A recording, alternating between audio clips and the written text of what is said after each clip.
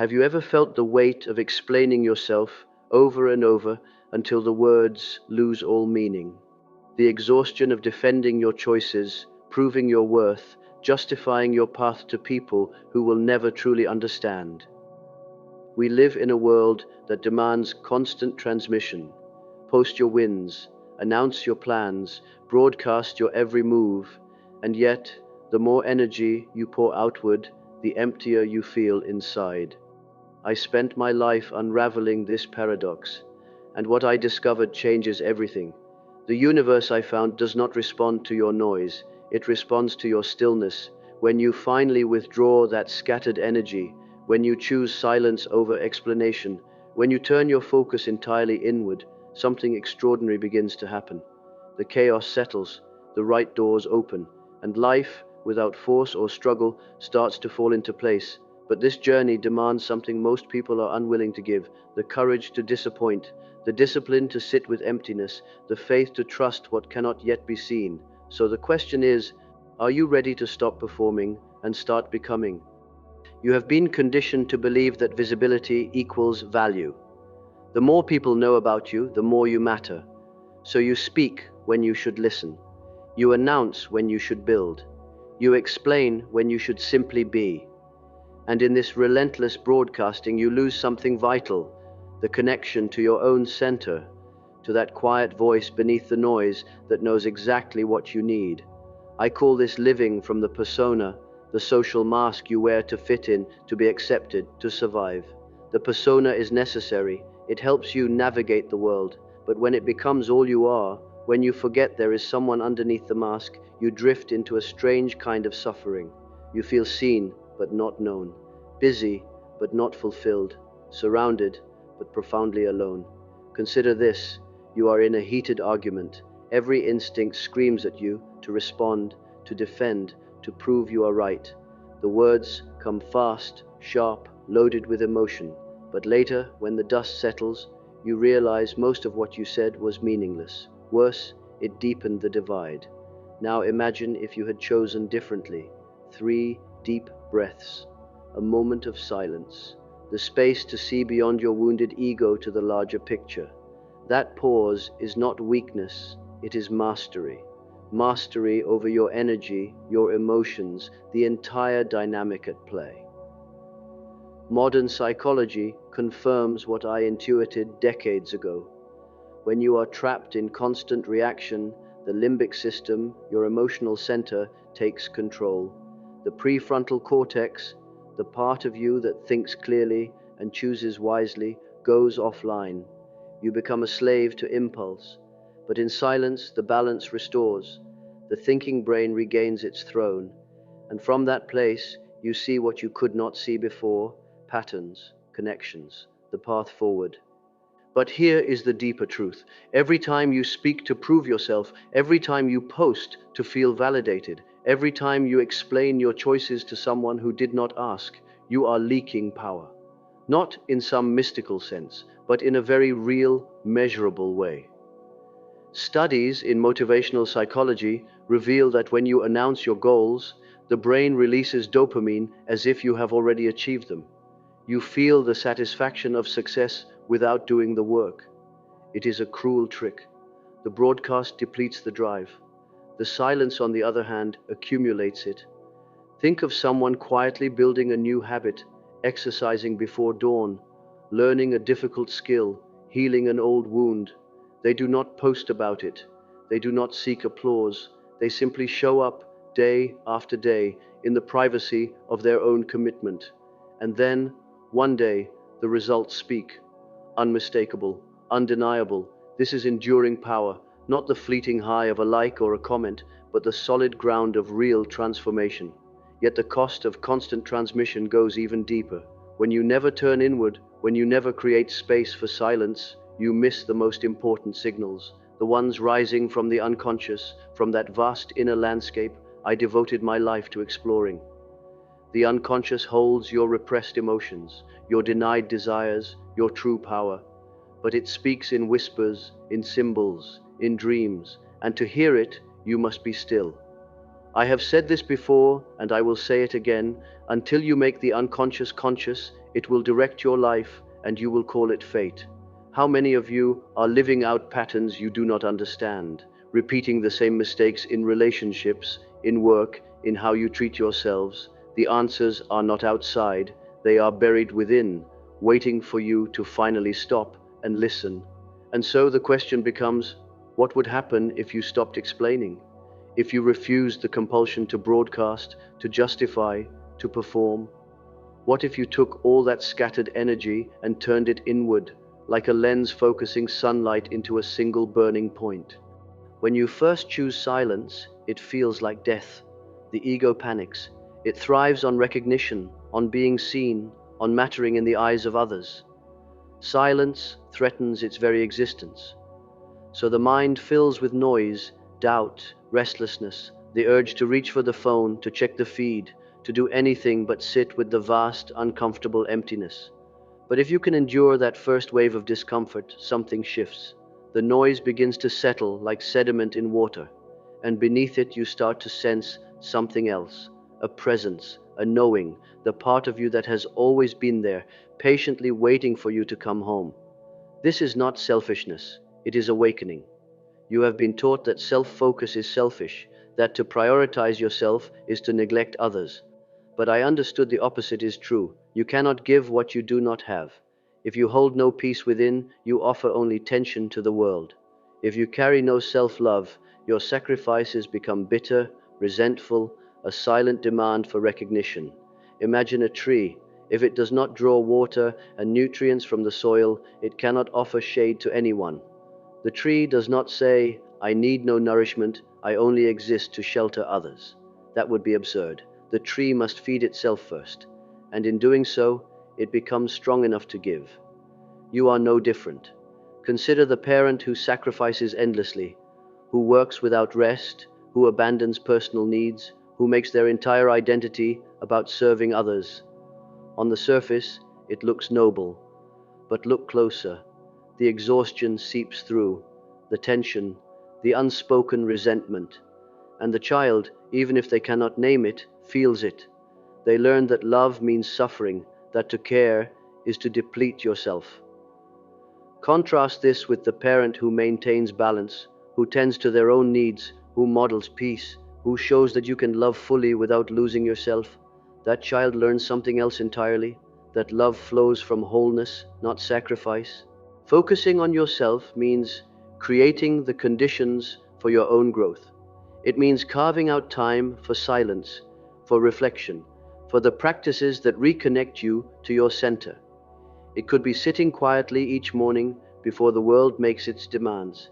It could be journaling at night, allowing the day's tensions to spill onto the page.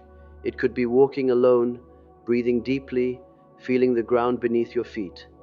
These are not luxuries, they are necessities, the oxygen mask you must put on first. And when you do, when you finally turn that energy inward, the magic begins. I call it synchronicity, the phenomenon of meaningful coincidence. When you align with your inner truth, the outer world rearranges itself to match.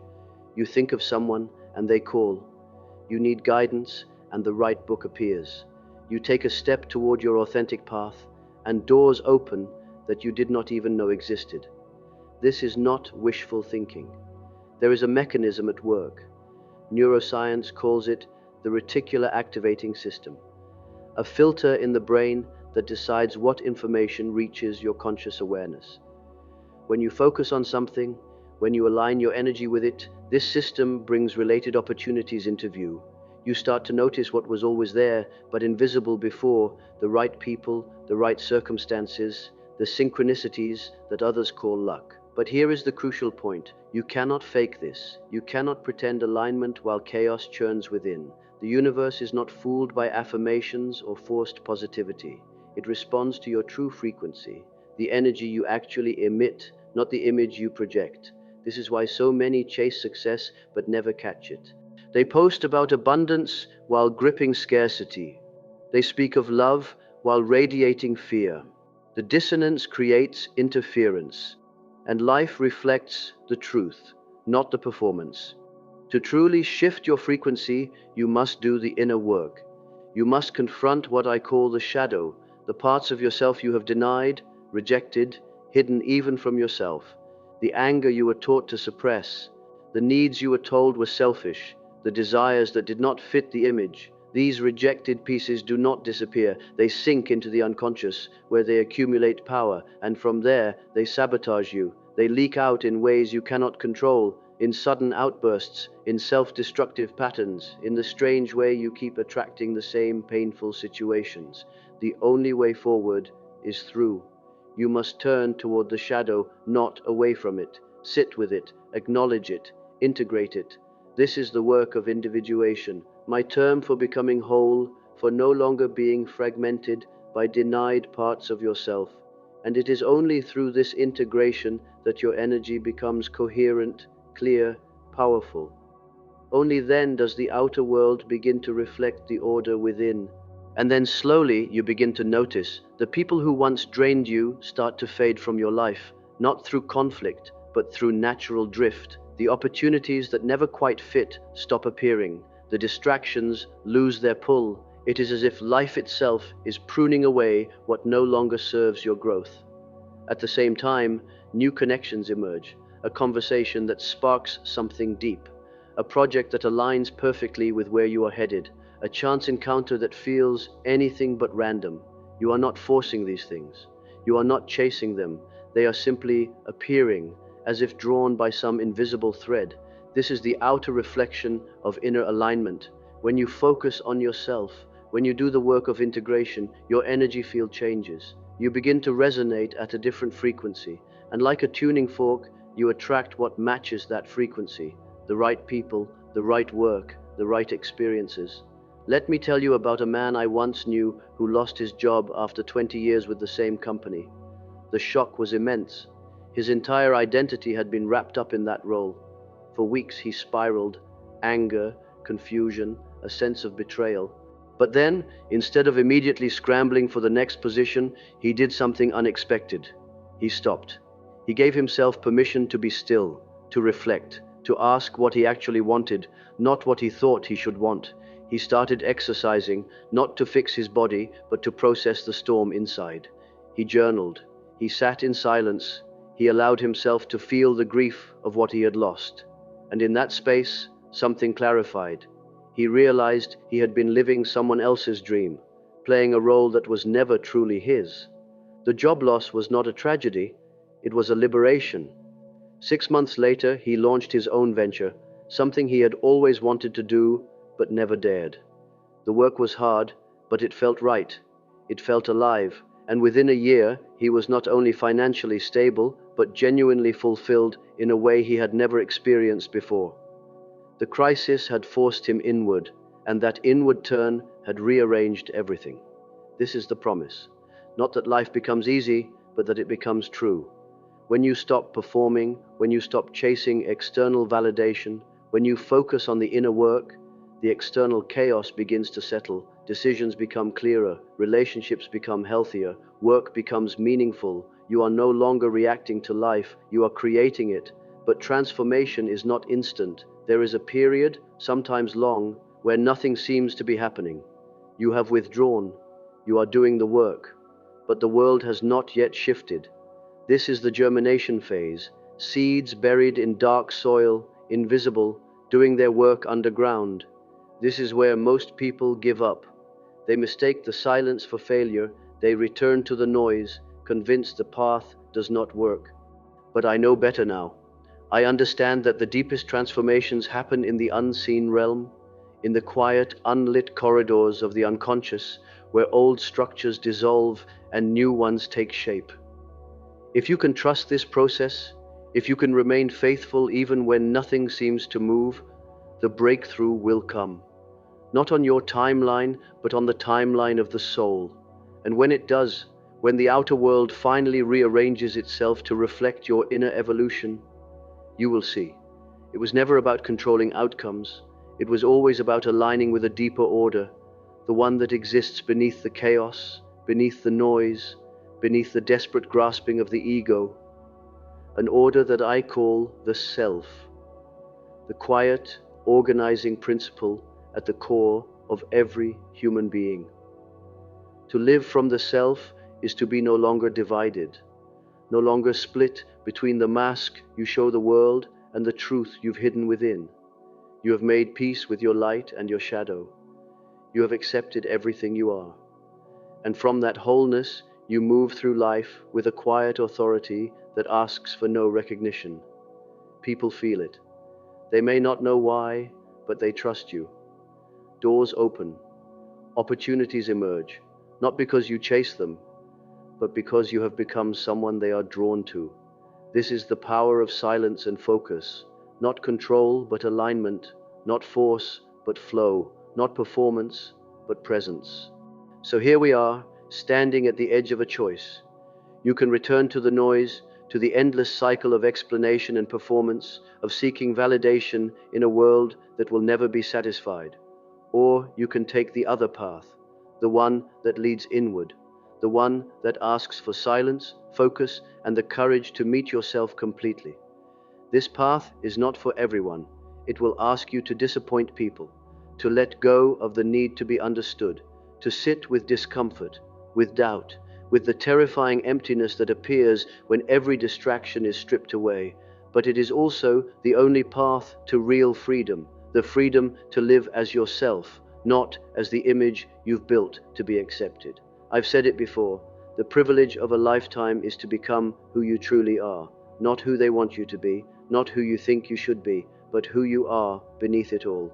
When the masks fall away and only truth remains. If you're ready to begin, start small. Tomorrow morning, before you reach for your phone, sit for 5 minutes in silence. Just breathe, just be. Notice what arises. Don't judge it, don't fix it, simply observe. That is the first step, the turning inward. And throughout your day, practice the pause. When someone criticizes you, before you react, take 3 deep breaths. When you feel the urge to announce your plans, hold them close instead. When the world demands explanation, choose silence and let your actions speak.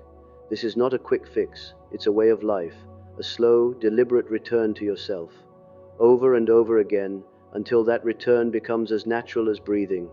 And as you do, watch what happens. Watch how the chaos settles, how the right things begin to appear, how life, without force, starts to fall into place. So I'll leave you with this. What is one explanation you are ready to stop giving? One performance you are ready to release? Drop it in the comments if you feel called. Not for me, not for anyone else, but as a declaration to yourself, a line in the sand that says, "From this moment on, I choose truth over approval. And now I will leave you in silence. No final plea, no dramatic music, just space. Space for you to sit with what has been stirred. Space for the unconscious to whisper. Space for the real work to begin."